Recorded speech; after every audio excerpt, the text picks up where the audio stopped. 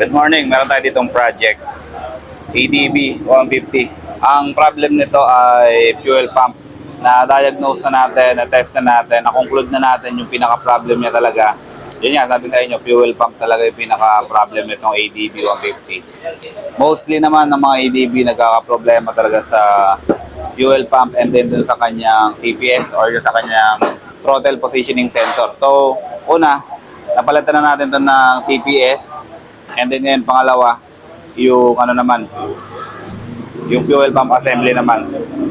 So dito sa atin sa JR Motor Works, ito, meron tayo dito mga genuine parts. Dito na sa atin to nanggaling. Available naman sa atin to mga genuine parts ng Honda tsaka Yamaha.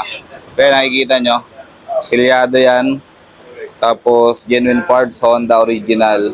Kung nangangailangan kayo ng mga pyesa ng ADB 150, tapos ayun, ADB 160, PCX, mga fuel pump assembly, meron tayo niyan dito sa shop. So ito, specifically dito sa project natin na to, ADB 150, ito yung papalitan natin, ito yung kinuha natin dun sa bodega natin. Pakita ko lang sa inyo yung laman. Ito yung pinaka fuel pump assembly niya. Yan. Bagong-bago yan. May kasama na siyang fuel filter. Ang hindi lang kasama dito yung O-ring. Yung malaking O-ring para dun sa kanyang tangke. So meron din tayo nandito. Available din sa atin yun. Kaya kung naghahanap kayo ng mga genuine parts, mga original talaga, ito, kagaya nito, mag-PM lang kayo, mag-DM lang kayo dito sa page namin para ma-reserve agad sa inyo yung mga pyesa na kailangan ninyo. Hindi ganun karamihan yung stocks natin, kaya mas maganda pag nag-PM kayo, magpa-reserve na agad kayo. Kung kailangan nyo mag-down payment na kayo para pa-secure nyo yung mga pyesa ninyo. Ito, marami na tayong case na ganito, ADB 150, TPS, tsaka fuel pump assembly yung nasisira. So kaya meron tayong mga stock na kagaya nito.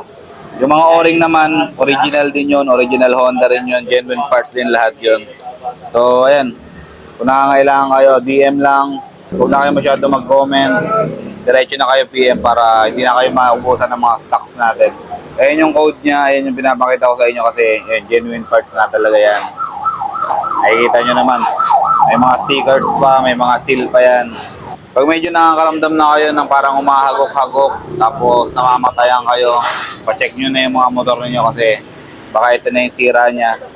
And bago naman natin siya palitan, iti-test naman natin yung motor ninyo. Titingnan natin kung okay pa ba yung mga pyesa bago natin palitan para hindi naman masayang mga pera ninyo. So this time okay na to. Sure na tayo na sira yung fuel pump niya, na-test na natin. Kaya ito na ipapalit natin. Original, genuine parts ng Honda.